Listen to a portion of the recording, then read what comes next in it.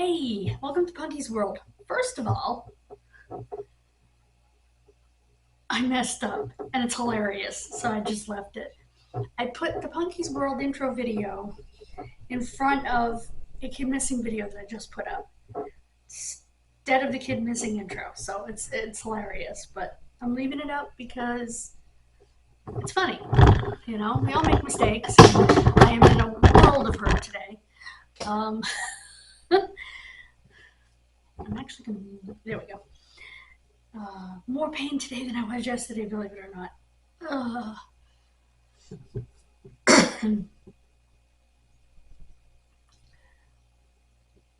Don't know why. Although I think that's normal, like as you're healing. Even the calf muscle hurts. So I have finished October's, including the updates. I have done the posters today. I finished the updates today. So tomorrow I will film October.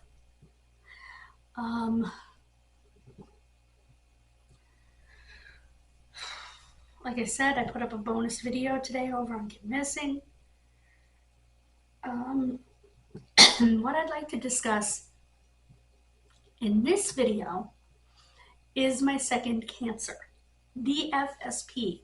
I think this is so important because people don't know about it. Even doctors and nurses. I have a website for it, which, if it's not already linked, I will link it in the description so that you can read more about it. We also have a Facebook group. I will link that as well. It's a support group. I want to show you my scar. Okay. There, you can see it all the way around. My doctor at the time joked. He said, well, at least they put it back on. No, at least they reattached it. And I had 3 separate surgeries on the arm. But let's start at the beginning. Now, I was already a cancer patient in remission from Hodgkin's lymphoma, which we discussed in my cancer story video, which I will put up here. So lumpy bumps are kind of looked at more seriously in me because of that. I had a lump on the thumb side of the arm, and so I brought it up to my doctor, and he said, I think that's a lipoma. But why does it have ecchymosis? That is bruising. I said, well, if I don't open my door all the way, I run right into it, into the handle with my arm. Because I don't have depth perception to get into a doorway unless it's open all the way. Otherwise, I'm going to walk into the casing, I'm going to walk into the handle, whatever. So he said, you really have to try not to. And I'll see you again in November. This was in June. No, this was in November. He was going to see me again in June. In 6 months. So, went back in June. It's still there. It's still bruised looking, but I hadn't hit it. He thought, I don't like this. This changes it all. You let me know right away. About 2 weeks later, did some mixing, I did some baking. I was sitting in the bathroom and it was just huge. I looked like Popeye. And so it was a Saturday night. I called him Monday. He got me right in immediately. And he said this, he wasn't sure. He thought it was a lipoma, which for those who don't know, a lipoma is just a tumor made of fat. It's completely benign. Thus, lipo fat. But the fact that it still had ecchymosis, bruising, and stuff, he just was, and it was on a nerve. Because I explained to him what I was feeling, the pain I was feeling, and he was looking in the books to try to find exactly what structures were there. And he took the book, he flung it on the desk behind him, on the table behind him,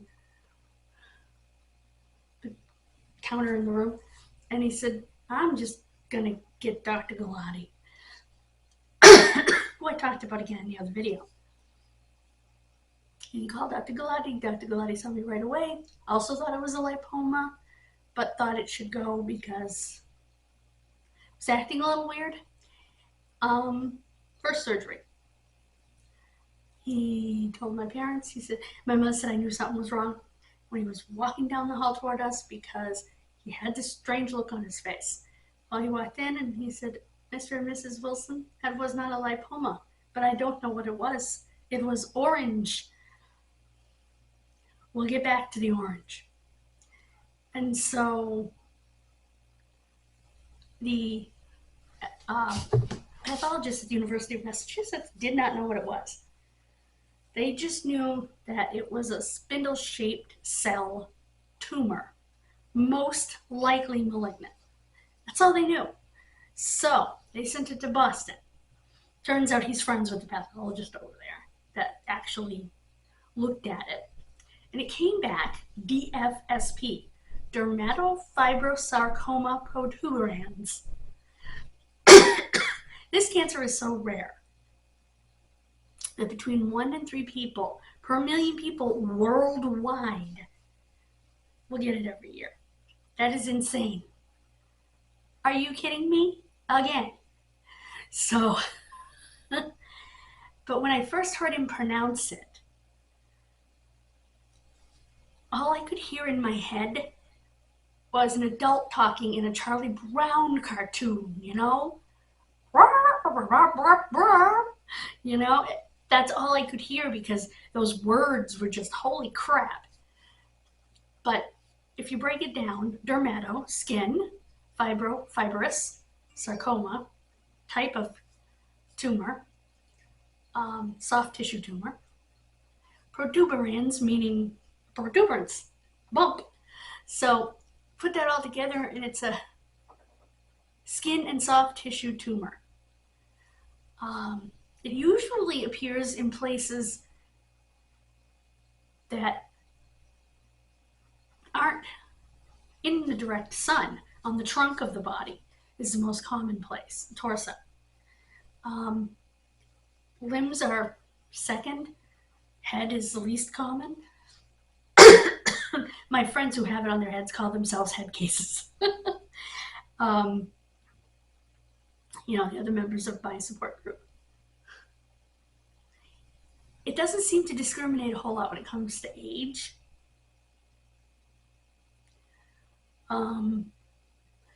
And after the first surgery, I found out I had to have another surgery because he hadn't gotten clear margins. So I had the second surgery. It was an even bigger cut, and he warned me that because this thing is on the nerve, excuse me, that I was most likely going to lose feeling in my fingertips. So I'm like trying to learn to write with my right hand. Thank the good Lord in heaven I knew how to feed myself with my right hand because I had smashed up my hand when I was about 11. So I had to learn to feed myself.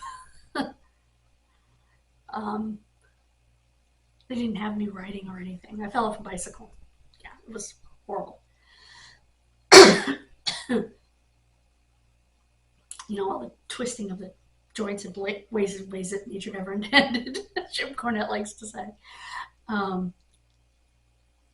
So in between the second and, well, right after the second surgery, I got a nasty sinus infection. So my doctor gave me antibiotics. Well, I ended up with an infection in my incision. It was like swollen and red and it just angry. So I got a hold of the doctor on a weekend. He said, I'm going to give you Cipro, which is a heavy-duty, all-covering sort of antibiotic. And I said, okay. And he had asked me, before he decided on the antibiotic, what had happened before. I said, well, I have a sinus infection. I was on an antibiotic. And he said, aha. And he taught me something. He said, that's what happened.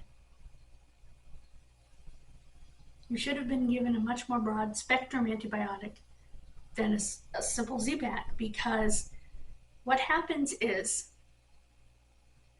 the infection in your head is running away from the antibiotic, and it's going to go to your weakest point, which unfortunately is your incision. So, unless you don't have a weakest point, then it'll just kill it. But because I had the incision, it went to the incision. So, by Monday, it had cleared up enough that he didn't have to take out a couple of stitches to let it drain. And that's what he was concerned about. He also told me, when I saw him that Monday morning at the hospital, that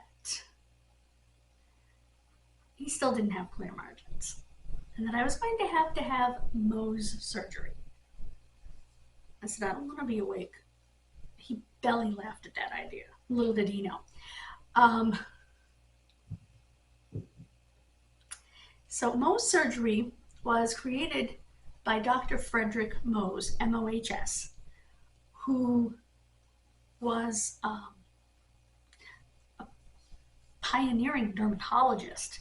He created this way of doing surgery that what they do is they take a piece, they look under the microscope to check the margins. If it's still not clear, they take another piece, and they keep going until their margins are clear.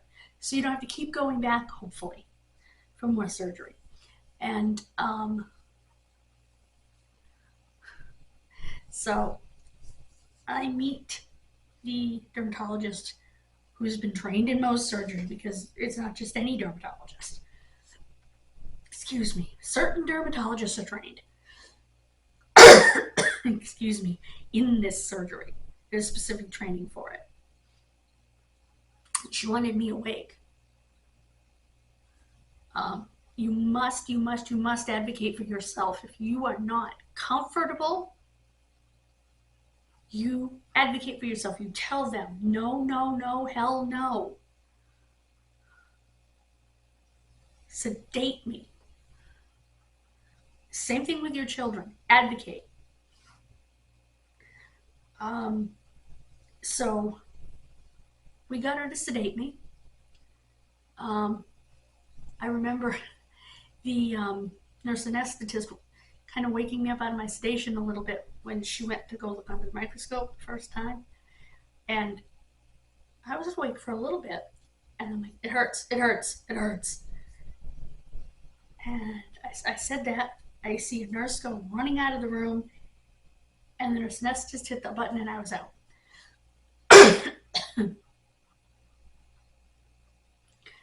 Turns out the nurse was going to try to find the doctor. She left me with a piece of gauze on the gauze pad on my arm, opened up. So, she did finally get clear margins. I was sent to the radiation oncologist, and he decided that since there was already signs of arthritis in the elbow, that he did not want to risk destroying my elbow, because if you have radiation to a joint or in the area of a joint like this, you can cause joint damage, arthritis, especially if there's already signs of arthritis beginning. I do have nerve damage in the arm. I also developed lymphedema.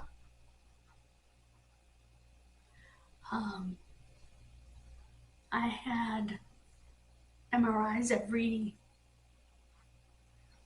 3 months, then every 6 months, for like 5 years. And then my doctor released me from my oncologist. Once again, released me from his care and said, the third time is not the charm, and kind of playfully hit me with my file. So, yeah, I don't want another cancer. I think I met my quota. But DFSP is rare. It is, as I mentioned, the cells of the tumor are shaped like a spindle. It's, they call it a skin cancer, but it's not caused by sun. It's actually caused by a gene translocation. The gene that makes collagen and the gene that makes, I want to say elastin, but I'm not 100% sure, try to switch jobs. Genes can't do that. And when they do that, they create a tumor. It is believed that injury may trigger the growth. It is believed also, and this is an interesting thing, I am part of a study at Dana-Farber Brigham and Women's.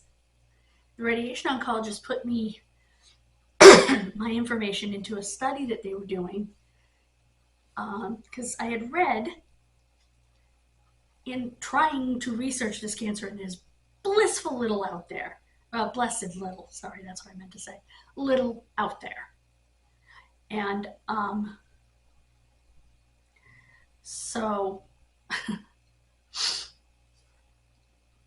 in doing the research, I found that my hemangioma, the large lump that I was born with on my head, that grew until I was about 5 years old and then began shrinking,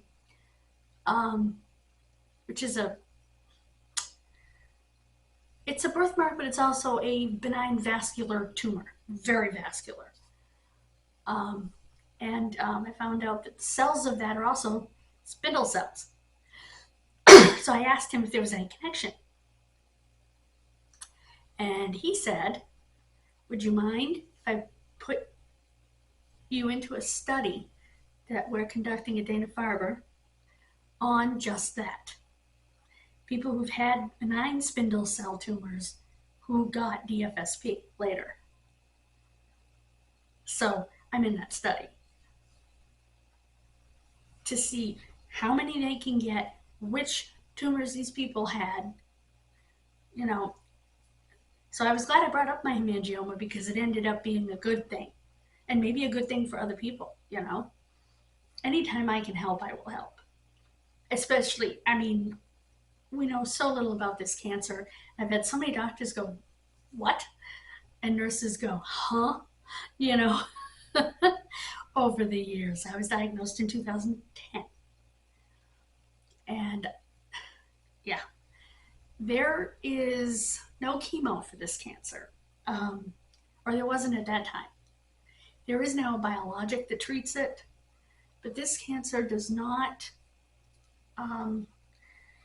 it doesn't metastasize like other cancers do. It rarely, and usually after it comes back like 10 times, because this cancer can come back at any time. This is remission, this is not cure. After it comes back like 10 times, then you're at risk for metastases, either to a nearby lymph node or to the lungs.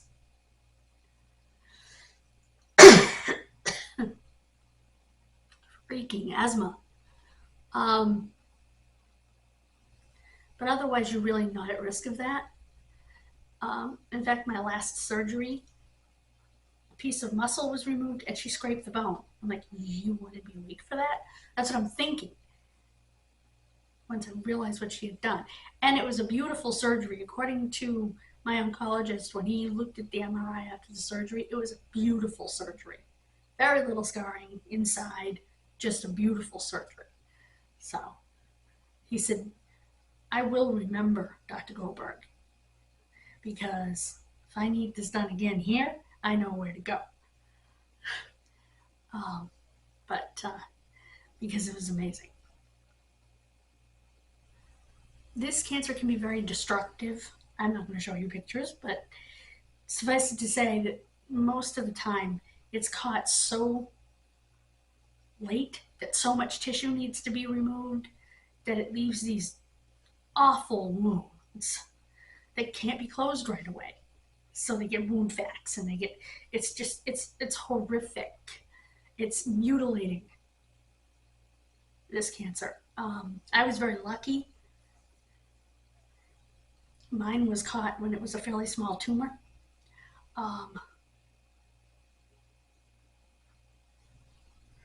I was lucky for 2 reasons. One, I wasn't mutilated, and 2, I didn't lose my arm. Because I have been told, I have been warned, that if this comes back up here, above the scar line, there you go, above the scar line, that's my joint. I will lose my arm right up here. So, let's hope it never comes back. Let's pray. In all seriousness, I do pray that does not happen. But since I told you about the other stuff that I went through, I wanted to tell you that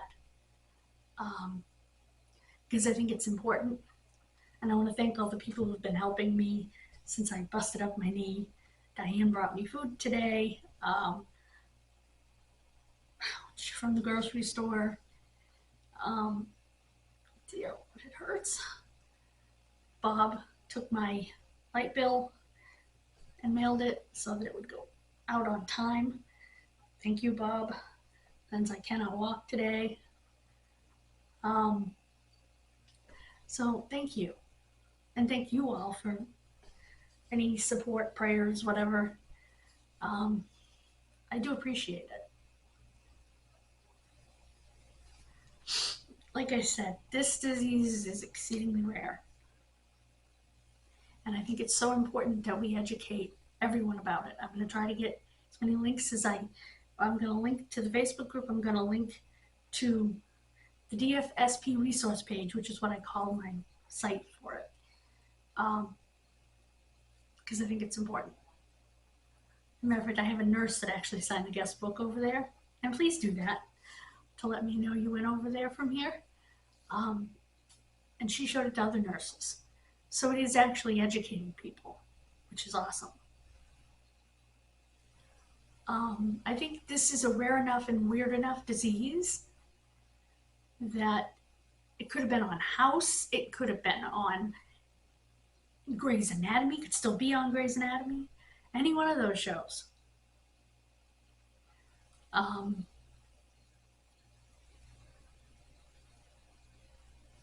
Matter of fact, I remember watching ER one night, and a med student came down with Hodgkin's at the same time that I had just started treatment.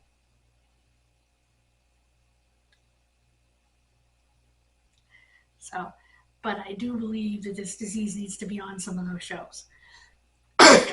Maybe have it on Mystery Diagnosis, because sometimes it takes a long time to figure out what the heck it is. Back to orange, by the way. That's the hallmark of the DFSP tumor. It is stinking orange. Bright pumpkin orange. Well, my surgeon had never seen it before. That's how rare it is. He just retired. And I am the only patient that he's seen with it. So, if that tells you anything.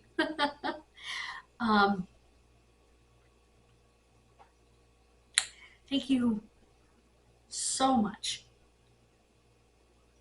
for joining me. I hope you have a wonderful rest of your day. I'll see you tomorrow for what I haven't decided. But again, I want to quickly apologize for the error that I made in the intro. I was in so much pain and just wasn't paying attention to where I was putting it, and yeah. I've made so many videos for this channel that it was just bloop, and I didn't realize it until it was already uploaded and I wasn't taking it back down. God bless you. Thank you so much. I know I've already said that 3 times. Please hit that like button. Please subscribe and hit the bell for all notifications to be notified whenever I upload a video, which is pretty much daily on this channel. Thank you. I am now up to 6 subscribers. That is awesome.